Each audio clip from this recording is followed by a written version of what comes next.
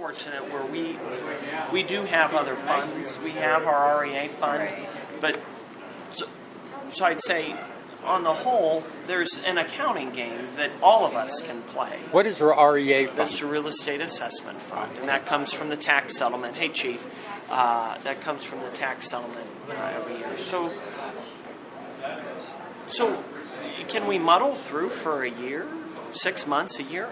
I'm sure we can. We have some statutory rules that we have to follow that would say how much we can do that, but that then affects my ability to make sure that the reappraisal gets done properly as required by. I mean, it's no different than anybody else.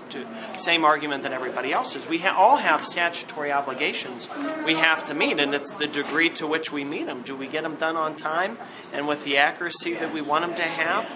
Probably not, because we don't have the staff and the resources to check, to double check, to make sure that your value is going to be right, to make sure when the tax settlement comes in that we're passing out the exact right dollar amount to that municipality, to that school district, to the park district, to whomever. That's a by and large. When you call in and they say, I need this check today, can I give it today? That's just it, because one person's got to look at it, somebody else has got to approve it, it's got to go down to the printer where it's looked at again. We have all these redundancies in place, and there's no clearer example than the failure of the Treasurer's Office to show why we need redundancy, why we need checks and balances. That office, the elected official and Vince Rustacci failed us, and so everything that my office does is geared towards making sure that doesn't happen again. You didn't express an opinion on what the percentage of increase should be in the sales tax. Do you want to tell us what your thoughts are on that? I mean, 0.5% gets us back to 2010 revenue levels, approximately. At the present, I can say, more is justified. I'm sure more is needed. I can't justify it today. You just don't think it's politically doable? Oh, I don't know. I didn't think that the electorate. I shouldn't say that. We haven't given a reason to say we need more than 0.5%. I think we've given them clear reasons why we need 0.5%.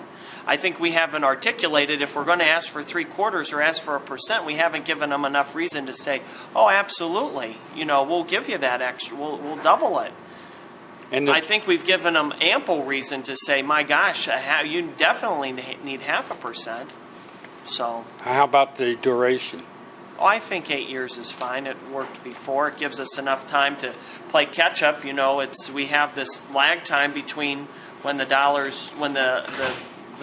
election is passed and when we actually start collecting it. So we need time. We need time to get our feet under us a little bit so that we're not, coming back to you in 4 years. Because the right thing that should have happened is that the commissioners last year should have dealt with this problem.